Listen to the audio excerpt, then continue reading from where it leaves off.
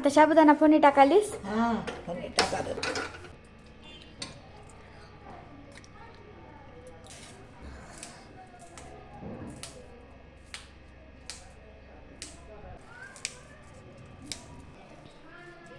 आता हे काय आहे? शेंगदाण्याचं कूट आहे. अगदी शेंगदाण्याचं कूट टाकून काढल्यावर मग चिकट होईल.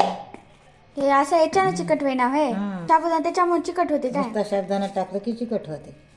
आता हे कालवायचं. शेंदील मीठ आणि शेंगदाण्याचं कूट टाकून. असं कालवायचं.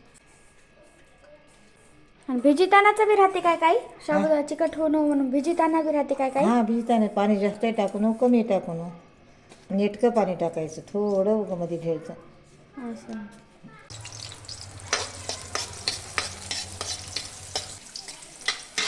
झालं काय आता? हो झालं.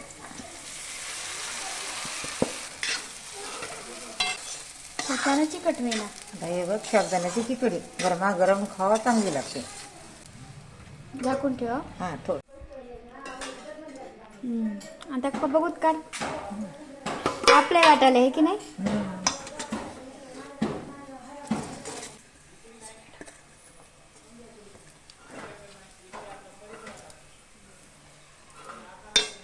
काय टाकालीस? मिऱ्याचं कूट आहे.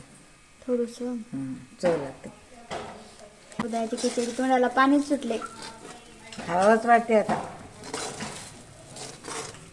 उपास तुमचे आहेत पण मलाच खावा वाटायलंय. हा झालं तयार आता? हो झालं.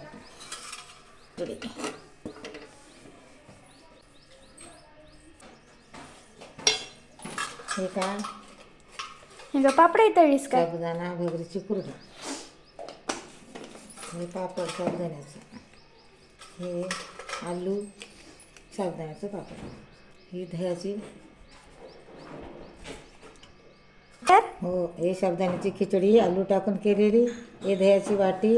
हे आलू माय भाकर मुरकून बगीचं ताट तयार व्हायला. साबुदाण्याचं पापड आणि हे काही आलू साबुदाण्याचं पापड. भाजी हे जर आवडलं असेल तर बाळांनो कमेंटमध्ये सांगा. आपल्या चॅनलला फॉलो करा आणि लाईक करा.